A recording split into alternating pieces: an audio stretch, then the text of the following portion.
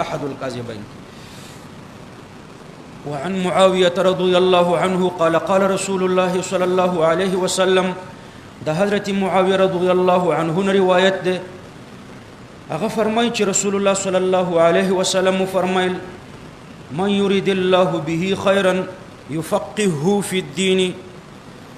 من يريد الله به خيرا، چاته چې الله پاک اراده د خیر وکي، يفقهه في الدين، نو دته تفقه في الدين ورکی، یعنی يجعله عالما فقيها، الله به عالم او فقيه وګرځي. خیرن کی یا تنوین د تعظیم د پاره ده، او عظیم خیریت دا به په فقه کې منحصر ده. عظیم خیر فقط فقه ده، او یا دا په دې خو پوه شوي کنه، او یا تنزيل الناقص منزله المعدوم کا، یعنی په دې یو اعتراض وک اول کې چې خور باندې پوه شي. اعتراض دا دی چې الله ته چې چاته چې الله اراده د خیر وکي، يفقهه في الدين، هغه ته پوهه ورکي په دین کې. نو اوس اعتراض واردېږي چې چاته چې الله اراده د خیر وکي، نو هغه ته پوهه په دین کې ورکي. نو ګوره خیر خو په فقه کې منحصر نه ده، او په دې حدیث کې خیر په فقه کې منحصر شو. نو تاسو ورته دوه جواب ورکړئ. یو جواب دا دی چې خیر په فقه کې منحصر نه ده، دلته د خیرن کې دا تنوین د تعظیم د پاره ده، عظیم خیر مراد ده، او عظیم خیر دا په فقه کې منحصر ده، نفس خیر نه ده منحصر. نفس خیر په هر څه کې شته، په ډیرو شیانو کې نفس خیر وي، خو دلته عظیم خیر مراد ده. نو عظیم خیر چې دا په فقه کې منحصر ده. دویم جواب وکړه چې ګوره یو هغه خیر ده چې الله پاک فقيه ته ورکړي، او دویم دا نور خیرونه دي.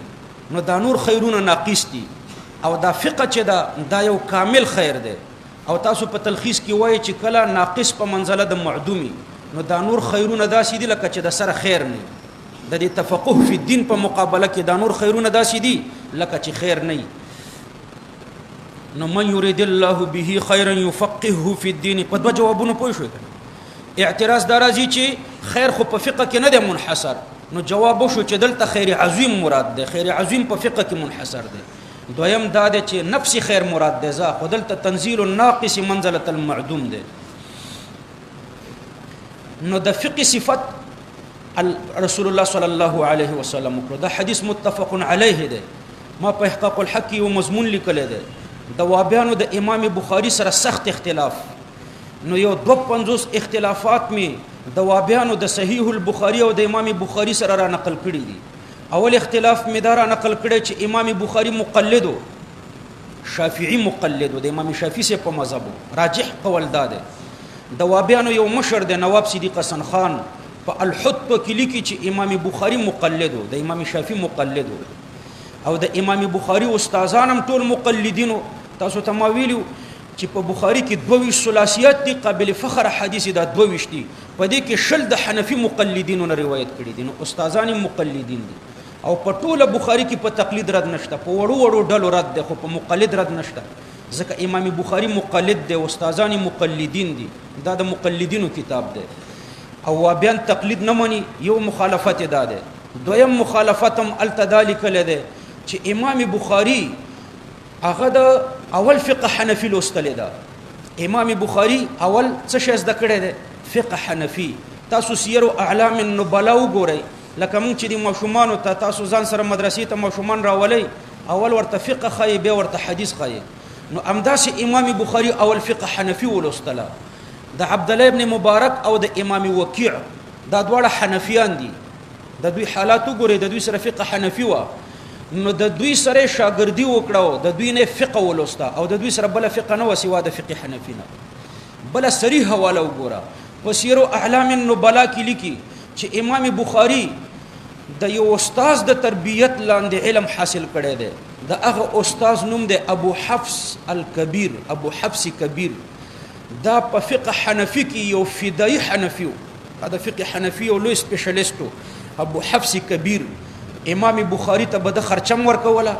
او د تربیت بهم کولو، په دې خیالم ساتلو چې دنه الله عالم جوړ کی. د ابو حفص کبیر سره د طالبو، او جامع سفیان د فقه حنفیو کتاب دی، د ترناز د کولو. نو اول فقه حنفی زده کړه، او چې د زده کړه ورسته احادیث زده کړه، ورسته محدث شو.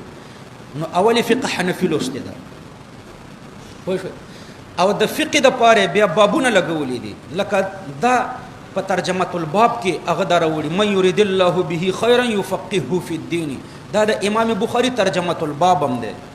نو امام بخاري د فقه قائل ده اوله فقه لوستل ده او ما د وابیانو به یو لس حواله راټولې کړې دي چې هغه فقه ته ډیران وای ګن ورته وای معاذ الله په دې کلمه دوی کافران کیږي بهر تقدیر یو لطیفه ده چې د فقه نه منکر شیطان ده اول منکر د فقه نه شیطان حدیث کې راځي رسول الله صلی الله علیه وسلم فرمایي فقيه واحد اشد على الشيطان من 1000 عابد یو فقيه په شیطان د زرو عبادت کوونکو نم بد لګيږي نو د فقه دشمن څوک اولنې دشمني شیطان نو د فقه منکر حدیث کې دی ته شیطان ویل شوی دی او چې کله هندستان ته انګریزان راغله ملکی وکټوري د منکرینو د فقه یو ډله را پیدا کړ مخکې یو شیطان فقيه واحد اشد على الشيطان شیطان او د شیطان ډله وا خدا د فقه نه منکرو نو بیا ملکی وکټوري دا ډله په انسانانو کې مرا پیدا کړه ملکه وکټوریا انسانانو کې نومي ورته د اهل حدیث کې خودو اهل حدیث به ماهر فی الحدیث ته ویل کېده ملکی وکټوري پنيز اهل حدیث منکرینو د فقه ته ویل کېږي منکرین د فقه خبر تقدیر دغه ډلم د فقه نه منکر ده حدیث کې دی ډلې ته کم نوم ورکړی شوی دی نبوي نوم کم یو دی شیطان کړه د فقه نه منکر شیطانی نبوي نوم شیطان دی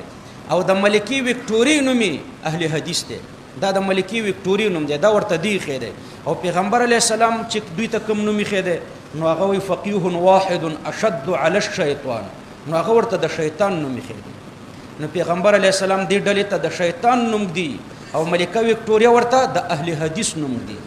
نو اهل حدیث دا دویم تعبیر دی د شیطانانو یعنی شیطانان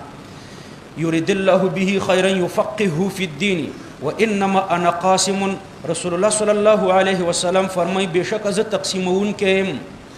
والله يعطي او الله ورکون کهم بریلویان دلته وای چې پیغمبر علیه السلام تکوینیات هم تقسیمي تشریعیات هم تقسیمي تکوینیات تقسیمي تا ته عمر هم درکې پیغمبر علیه السلام رزق هم درکې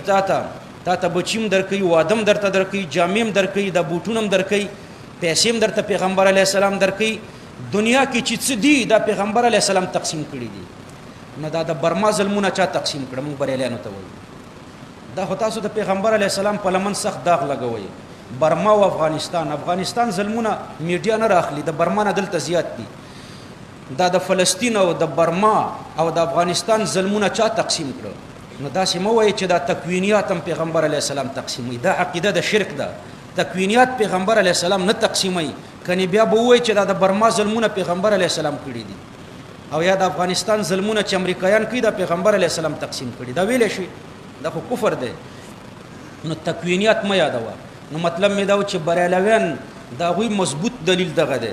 چې پیغمبر علیه السلام قاسم دی پیغمبر علیه السلام تقسیمون کې دی نو چې تقسیمون کې دی رزقونم خلکو ته ورکي اولادونم خلکو ته ورکي بارانونم په خلکو راوري ما تحت الاسباب شیانم خلکو ته ورکي ما فوق الاسباب شیانم خلکو ته ورکي نو د پیغمبر نه غواړم وای چې یا رسول الله المدد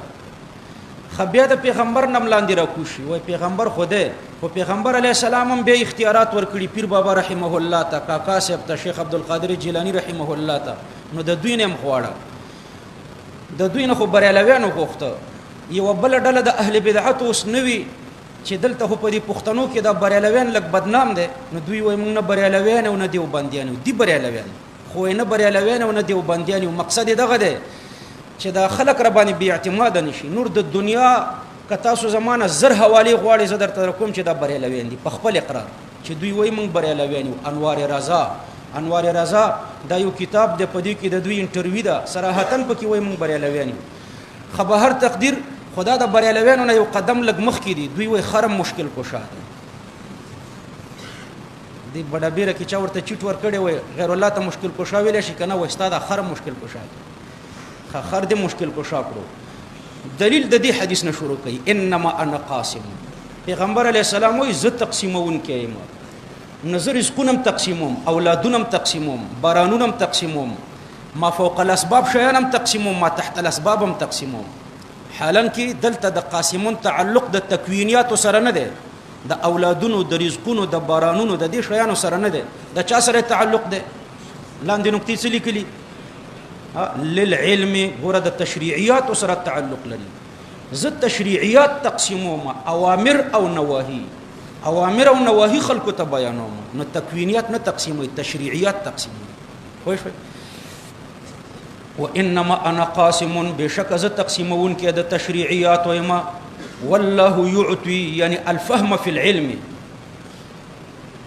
او یا ځکه علوم تقسیموم دا د الله اعطاء ده نو ګوره اعطاء الله کوي زه صرف تقسیموم دا د تشریعیات او اعطاء الله پاک کوي نو د دین یو بل عقیده د بریالویانو باندې مرد کیږي بل عقیده د مختار القول ده دوی پیغمبر علیه الصلاۃ والسلام ته د تحلیل او د تحریم مختار القول وي پیغمبر علیه السلام د ځان نه یو شی ته حلال وي او د ځان نه یو شی ته حرام ویلې شي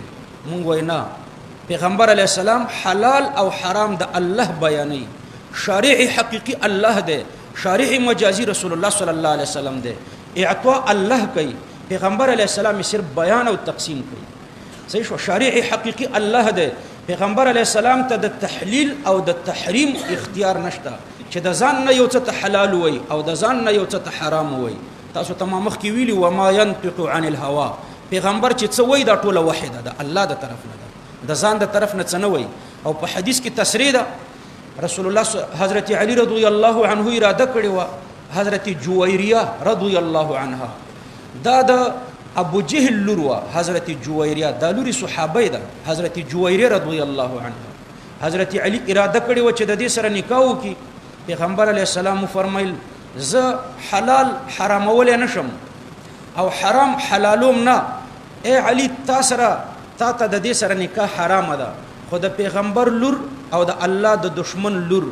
دا به په یو نکاح کې نه جمع کیږي نو پیغمبر علیه السلام اجازه ورنکړو د دې نکاح خو دا الفاظ پکې ویل چې زه ګوره حرام نه حلالوم او حلال نشم حرامولی نو پیغمبر علیه السلام د ځان نه تحلیل او تحریم نه کوي یعنی مختار الکل نه دی په تشریعیاتو کې د پیغمبر ډیپټي تبلیغ دی بلغ یا ایها النبی آیات کریمه بلغ ما انزل الیک دا سی آیات ده کنه خلاصه دا چې تاسو ته مختصره عقیده وایم رسول الله صلی الله علیه وسلم اعتراض واردېږي دلته اعتراض درته کوم چې رسول الله صلی الله علیه وسلم خو نه حقیقتا قاسم دی او نه حقیقتا معطی دی او مجازا قاسم هم دی او معطی ورته مجازا وایا فما الفرق نو کدا بریلوی وای چې زه معطی ورته وایم مجازا او قاسم ورته وایم مجازا په تکوینیاتو کې حقیقت کې خو نه قاسم دی نه معطی دی تاسو ورته جواب ورکړئ چې ګوره په عرف کې معطی مالک ته ویل شي او خزانچی هغه ته قاسم ویل شي نو رسول الله صلی الله علیه وسلم صرف خزانچی دی د علوم د دین او معطی مالک ته وی مالک الله پاک دی نو وانما انا قاسم والله يعطي د دې یو معنا تقسیم د غنیمت هم دی خز غنیمتونه تقسیمو او ورکړه الله پاک دی د تکوینیات ورکړه حقیقت کې الله پاک دی نو چې ورکړه الله پاک نو غواړي به د الله پاک بس دی